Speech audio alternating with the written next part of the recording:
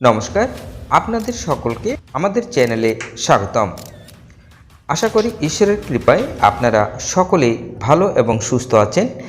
আজ আমরা আলোচনা করব 2026 সালের ইংরেজি এপ্রিল মাসের তথা বাংলা 1433 সালের বৈশাখ মাসের অত্যন্ত গুরুত্বপূর্ণ মোহিনী একাদশীর তিথি নিয়ে শ্রী মদন গুপ্তর ফুল পঞ্জিকা থেকে জানাবো সঠিক সময় ও নিয়মাবলী আজ আপনাদের সামনে তুলে ধরব।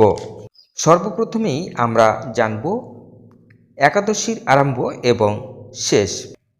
ইংরেজি 26শে এপ্রিল রবিবার রাত্রি 8:44 হইতে পরের দিন 27শে এপ্রিল সোমবার রাত্রি 7:56 পর্যন্ত এই একাদশী তিথি থাকবে।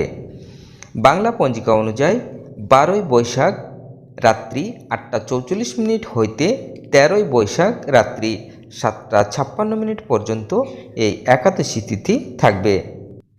একাদশীর উপবাস 13ই বৈশাখ ইংরেজি 27শে এপ্রিল সোমবার একাদশীর উপবাস। এবার আসুন আমি পঞ্জিকা থেকেই দেখিয়ে দেব। পঞ্জিকাটি আপনাদের সামনে শো করছে। সর্বপ্রথমেই আমরা দেখে নেব 12ই বৈশাখ 26শে এপ্রিল রবিবার। এদিনে সূর্যোদয় হবে 5:13 এবং সূর্য অস্ত যাবে 5:58। এখানে দশমী থাকছে রাত্রি 8:44 পর্যন্ত।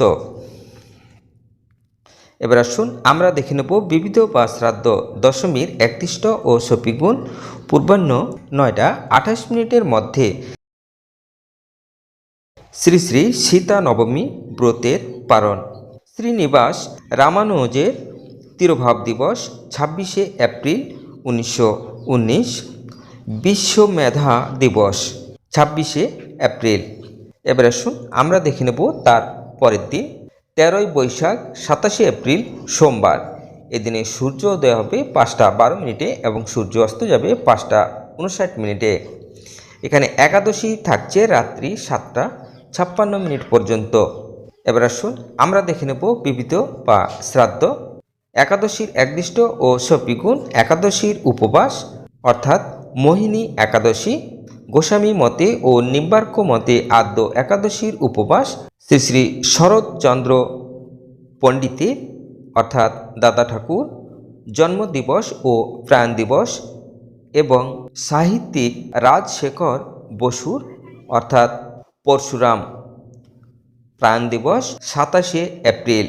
সিদ্ধ মহান্ত শ্রী গৌরচরণ দাস অর্থাৎ কুঞ্জরার বাবাজি মহারাজের তিরোভাব উৎসব। এবার আসুন আমরা দেখে নেব একাদশীর পরের দিন 14ই বৈশাখ 28শে এপ্রিল মঙ্গলবার। এদিনে সূর্যোদয় হবে 5:11 এবং সূর্য অস্ত যাবে 5:59। এখানে দ্বাদশী থাকছে রাত্রি 7:37 পর্যন্ত। এবার আসুন আমরা দেখে নেব বিবিধ বা শ্রাদ্ধ দ্বাদশীর একদিষ্ট ও শপিগুণ পূর্বাহ্ন 9:27 মধ্যে একাদশীর পালন। সায়ং সন্ধ্যা নিষেধ।